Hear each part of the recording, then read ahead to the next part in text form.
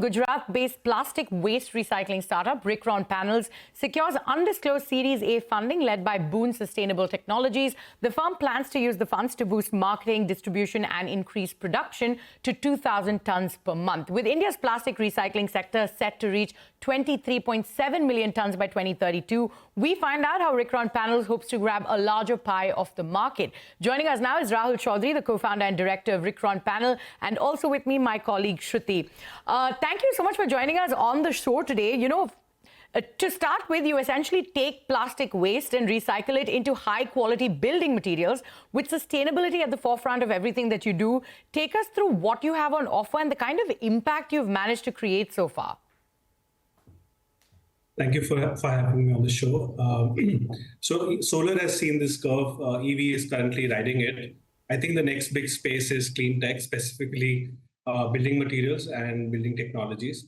So Ricron is at the forefront is a recycling company, but what we tend to do is we work with replacing materials like plywood, cement boards, and steel, which are a highly carbon negative, carbon positive, source for construction. So with Ricron, we're a carbon negative building material, and our focus is to expand the end of life that typically these products have.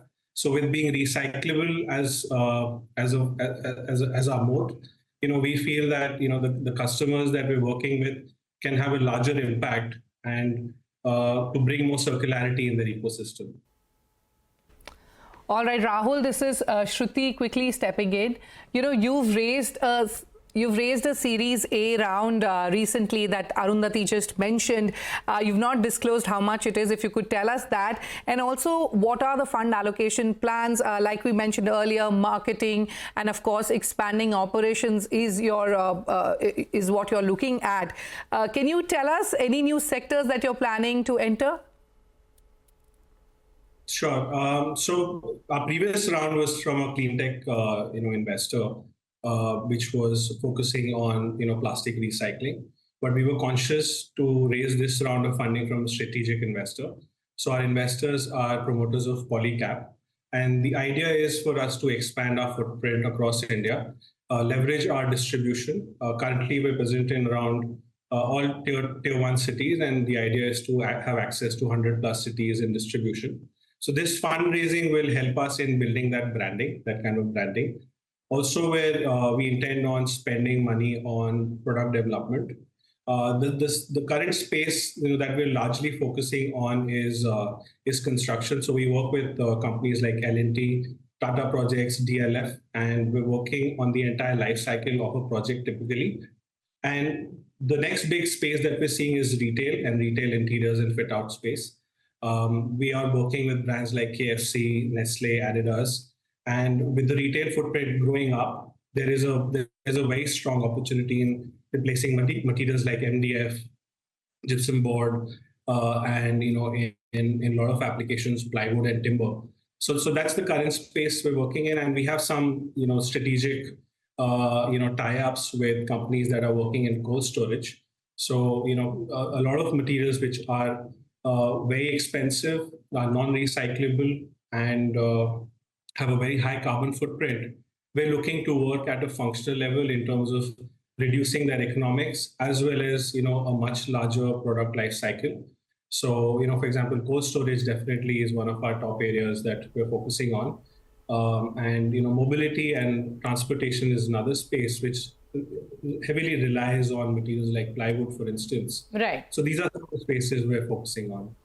So lots of big names there on your client list as well, and you're looking at retail, which is the next big thing, cold storage as well. But you recycle about 5,000 tons per year, right? So talk to us about your manufacturing capabilities. What's it at right now? How much do you want to increase it by?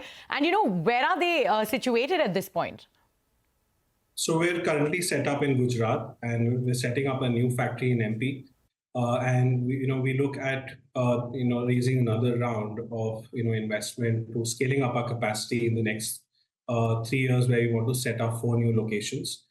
We have a pan-India market, but if we set up shop manufacturing setup in north, south, east, and west, so we can look at reducing a 20% cost advantage for our consumers. So, and we're looking to increase our capacity to 100,000 tons in the next 3 years.